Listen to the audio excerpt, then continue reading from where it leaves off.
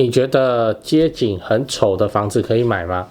先说结论哦，要是价格很漂亮，买了就赚钱，那干嘛不买哦？嗨，我是买房阿元，订阅买房阿元，我先祝你老了有房也有钱。我们在上一支影片聊了怎么无痛换房，如果你还没看的话，可以看一下。那今天我想跟你讨论另一个问题哦，买房要在意街景吗？今天我们来聊一个粉丝加我赖啊，然后问我的新闻哦。来，先看新闻。这个新闻标题是说买房街景却丑爆，他傻眼叹真的买不下去，乡民狂点头，像贫民区哦。这个有差吗？我们台北、新北像贫民区的地方还少吗？就一个网友在问买房子到底要不要 care 街景？未看先猜，女生哦。这个不是什么政治不正确、性别歧视哦，而是我自己这样看下来，真的是女孩子会比较在意这个东西哦。她会觉得说，现在很多房子贵就算了，然后街景还丑不拉几的。然后网友啊，就两派说法哦，一派的人说啊，街景很鸟的地方完全不考虑哦，另一派的说法是说，能负担住得舒服比较重要。然后他就来问我怎么看哦，那我先说结论哦。街景真的不重要哦，因为它不至于要到影响房价哦。会 care 街景哦，就是粉红泡泡还没有被现实冰冷的大雨给它浇熄哦。我就问你一个问题，你已经有多久没有从你家窗外往外看了哦？那种每天要浇花的都不算哦。很多人啊，他都想要买到一间有一个无敌街景的景观哦。那这个自住说爽感会比较高，然后之后卖掉也可以卖景观户哦，那卖的比较高。很多预售屋也是这样子哦去安排的，所以你要知道，街景有可能会改变啊。我们讲一个实际的街景好不代表你未来可以卖的比较贵，因为街景会变啊。我们现在讲的是街景哦，不是说你的景观哦，讲的是街景哦，就你如果高楼层往下来看，我看都是铁皮屋这样哦，这是街景。好像你在看预售屋的时候，代销可能会跟你说，哦，这一户有无敌景观，但是他可能就不太会跟你讲说，2年以后你旁边那一块建地会盖一个20楼的，那再好的景观都被挡住。那这样子就你当初冲的这个景观这个街景买的，你多挑200万，不一定会赚得回来哦，那可能会直接打水漂哦。那你的加成就变成你前面那户来挡你的那户把它拿走这样。所以真的不要只看街景漂不漂亮来决定要不要买。那如果你要坚持街景漂亮，以现在的大环境，你大概的选择也只有从化区了啊。说真的，从化区那个也要街景哦，那个有好看吗？从化区它没有不好啊，只是它就没东西嘛。我之前有一支影片在讲从化区你还没看过的话可以看一下。那现在的问题是说，买从化区会赚钱这件事情已经变成了大家的共识。也有非常多的人就冲去买从化区的预售屋那也因为很多人在买，所以建商怎样，他就直接把它开高。这个不是说建商黑心要是你是建商，你也是这样那从化区它便宜啊的优势怎么就不见了？然后都在卖未来家这样，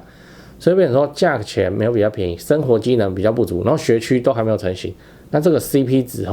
你觉得这个街景是能扛得回来的吗？那最后你要知道，为什么投资客都不太在意街景讲实话就是这样今天大家开591的时候，它并没有一个选项叫做街景漂亮可以让你打勾啊那就代表这真的不是那么重要。像我之前看过一个案子地点很好，在捷运站旁边的老公寓，然后是在一条无尾巷里面，老鼠是没有，老鼠比较夸张就是那个楼梯的那个蟑螂尸体是有的。然后走路啊，你还要小心一下，不要踩到我也怕爆汁这样。所以那种环境那个区域街景几乎为零啊。但是那个房子一打开，这个是比 IKEA 还要高级很多是豪宅等级的装潢。我相信小女生看了一定会很心动真的是这样。那个装潢太明显，那个就是在瞄准这个小女生然后去开发了装潢这样。那时候我是想说这环境那么糟，会不会卖不掉？结果过了1个礼拜，房仲就跟我说成交，我就问他是不是女生买的他说不是，是一对小夫妻，然后女生说要买。你看就是这样。所以你说街景真的重要吗？以那一户的条件来说，街景是烂到爆他没有什么街景可言对面都住那些老人老人那个大内裤让他直接亮出来，那叫街景吗？对啊，可是卖掉了所以啊，如果你今天为了买一间街景比较好的房子，要多掏300万，那为了这个300万，你要多付出很多金钱上的、工作上的精力，然后回家的时候都乌漆嘛黑，那这街景到底是给谁看的？所以说最重要的如果你是要投资自产的话，不要骗人都跟我说自住，每个来问我都说要自住，然后其实心里都是那个自产投资的打算什么叫做自住兼投资？那讲干话自住兼投资这我听超多。那好啊，那如果你要自住兼投资的话，最重要的是什么？是那个街景吗？不是啊，是什么？投报率啊，还是投报率啊？投报率。在现在的利率环境政策之下，你看有没有办法，还是把投报率搞到4%？一旦搞到4%只要它没有什么重大瑕疵其实这些物件都应该可以考虑，因为你就进可攻退可守，你是无敌的，你知道吗？那日后啊，如果房地产再往下跌，也不会你这个投报4%先跌，你要跌什么？这个一定是投报不到2%的东西先有问题啊。那投报4%，你就稳稳的放着嘛，也是比银行定存还高，甚至也不用去冒一些基金股票的风险。所以讲完了我们整理一下，今天我们聊了买房子要在意街景吗？我跟你分享了很多刚开始要买房的人还是有那种梦幻泡泡，觉得说如果街景很丑他就不想要买。但实际上街景对房价真的没有什么显著的影响。如果你要有漂亮的街景，那大概就是从化区那从化区有什么街景？我也去看过很多从化区我实在不知道那个是什么街景。然后青埔也是会起大雾的呢我是有点意外，我以为林口才会，青埔也会那个雾在出来的时候真的是看不清楚从化区啊，那太多人进去了，那变成说从化区的开价也拉得很高你也没有什么便宜的选择变成它就不香的啦。所以我是建议你，不管是不是投资买房，你都不需要去考虑那个街景它可以怎样让你的心情加分，但不应该决定你的投资策略最后我想问你，你有看过街景很糟但是很快卖掉的房子吗？一定有超多，大概都是这样。台北市、新北市，尤其是中永和这种老在地老社区论街景，但是哪有什么街景可言？可是它就是稳稳的这样子迅速有丢出来就被成交啊，就是这样那欢迎底下留言跟大家分享，讲八卦就街景这东西 view 真的要计较起来有一点高级那这个我也是最近才在练习如果我失败了，我也就认了那就是说，在一些很有所谓的稀有景观那时候的景观那时候的街景才会有用那时候才会有用。比方说澄清湖，我在高雄我就讲澄清湖你看得到湖的跟看不到湖的确实有差但是我们不会讲那个叫街景那个叫景观户景观户。好，景观户是这样它出现在各个地方那以高雄澄清湖不用讲了，那个就是稀有嘛，你被挡到就是被挡到那你也不能是2栋大楼中间你阳台看出去看到2栋大楼，它中间看到小小的那个湖那就是屁那真的是直面湖景的景观户那种东西有行无市一丢出来就被人家直接抄掉直接也不贷款的，因为这种东西怎样太稀有了，太难等了。那个湖面前就那几栋房屋，那盖起来有就有，没有就没有你那时候没有买，你说你之后要等一个澄清湖地盘，你慢慢等嘛，等8年可能你都等不到有一户抛出来好不容易这个社区有抛出来终于有了，赶快去看结果还是面中庭的就是这样。那种东西景观稀有景观的景观户已经变成收藏品了收藏品的概念。所以如果你的实力有够那你负担得起，那你也很熟悉那个稀有景观出来的时候你就去买，这是没问题的。比方说像我们美术馆高雄市美术馆有没有所谓的景观？有，出现在哪里？你看得到美术馆看得到美术馆那就什么美术东2明诚4路然后那个美术馆路还有一条叫做马卡道路马卡道它看的景观比较特别，它就看对面那个柴山寿山，但特别的地方是它的对面内围地区全部都是矮房子就透天有没有大楼？有啦，但是不多，矮房子那美术馆这边都是高楼层嘛，那你高楼那你往下看非常漂亮多漂亮呢？这个叫做无限动距哦，你未来也不会有人再盖起来挡你啊哦，对，这个就是景观户的价值哦，稀有性哦，稀有性为主，对，所以与其看街景，你不如看景观。那你看景观，你也要会看哦，你要去找那种所谓的稀有景观，比方说一个大的从化区，屁都没有，也没有什么知名的什么东西，那你还去卡它的景观是什么好卡的？大家在怎么看？不是说公墓都是田吗？这算什么景观哦？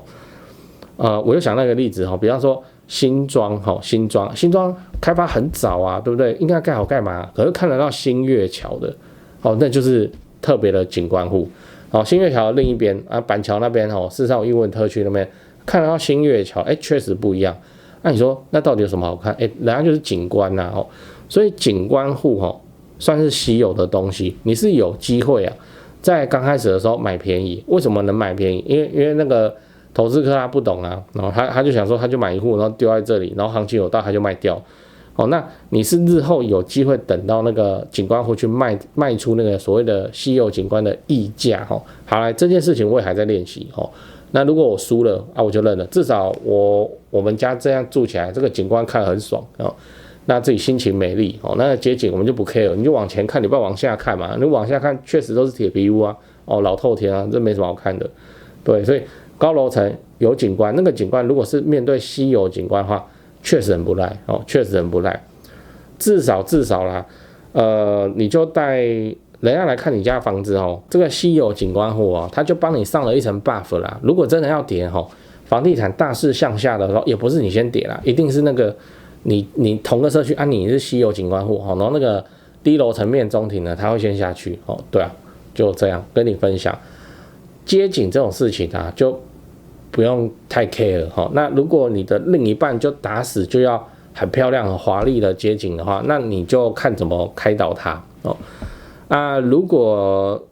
开导成功的话，你真的要去追求哦，你也不应该追求什么叫做街景漂亮。你应该去追求稀有景观，好，稀有景观大概就是这样，跟你分享。台湾人有多爱买房子，我想不需要我来说明了哦。最后我分享一下我的一些心得给你了，因为太多人私讯问了，那干脆拍成影片。先说结论哦，买房置产是为了老了有房也有钱，不是为了短期炒作哦。现在短期炒作赚不到什么钱哦，你不要搞错了。那置产就是来配合政府的社会住宅政策，你就做个好房东，一直出租合法报税。我的心得第一个，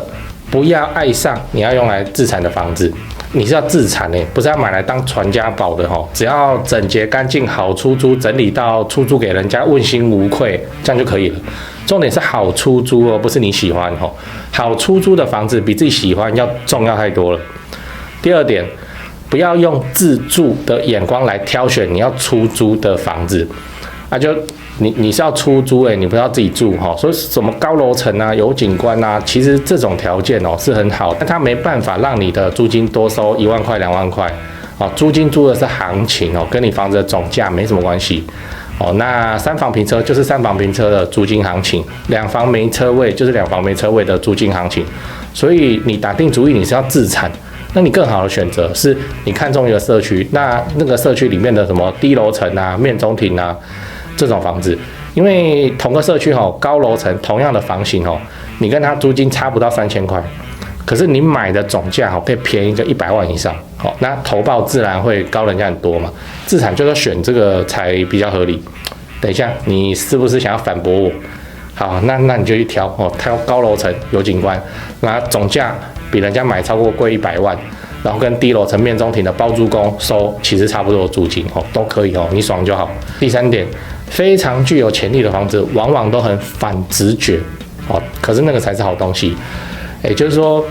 好的自产物件就中古电梯大楼那个室内又脏又乱，漏水壁癌直接起来。其实这种我们最喜欢了，反正总归都是要花钱整理的嘛，不如屋主你就不要整理，你就卖我便宜，让我们自己整理就好了。真的我们认为的好东西其实带你去看你都不敢买。我们看到广告里面写什么全新整理，哎呀，这个就兴趣就少了80%，这个要讲不完啊。总之就是说，自产物件它其实都是反直觉的，它的卖相都不好。就是因为它卖相不好，因为它烂，所以它总价才低，它总价低，投报才高。那新手很容易不小心去买到那种贵松松的漂亮房子，那变成说它有涨没错啦，可是它涨的空间也不大。那老鸟大概都买好地段没整理的烂房子，什么屋龄20几年啦，然后漏水又壁癌就 OK 啊。这个没办法训练这是心魔你只能够自己真枪实弹去练习几次，你就会懂了，就跟我当初一样那像我们现在看到屋况不够烂，我就觉得很可惜你要自产，你就是要总价低嘛。同一个社区里面总价低的房子往往都是那没整理条件不好什么地落层、面中庭那自住客门一打开，他乱糟糟的，他就摇摇头不喜欢。可是自产客杀杀价就买下来，再花几十万整理到 IKEA 风该换的都换，都整理到问心无愧，然后长期出租，其实它投报率更好这个就是我说适合自产的房子它乍看之下它都很反直觉以上我的赖最常被问就这3点所以就第一个不要爱上你是要用来自产的房子，第二个不要用自住的眼光来挑房子第三个适合自产的房子它都很反直觉最后我看好高雄你看我影片那么久你也知道高雄超棒，高雄不止台积电，未来的影片我也会陆陆续续介绍各项重大建设。自产高雄就找台湾房屋美术之星店，因为我跟店长配合超久了那非常的尽心负责，那他们也有长期合作的装潢、整理、出租反正自产高雄我就推荐台湾房屋美术之星店。现在就加他们的 LINE 买房阿元观众专用 LINE 小老鼠 go go go go go 小老鼠5个 go 请助理立刻丢几个适合自产的房子给你看。记得炒房不好，不要炒房，长期自产出租，配合政府的社会住宅政策，做个好房东。因为买房阿元自产高雄，我先祝你老了有房也有钱。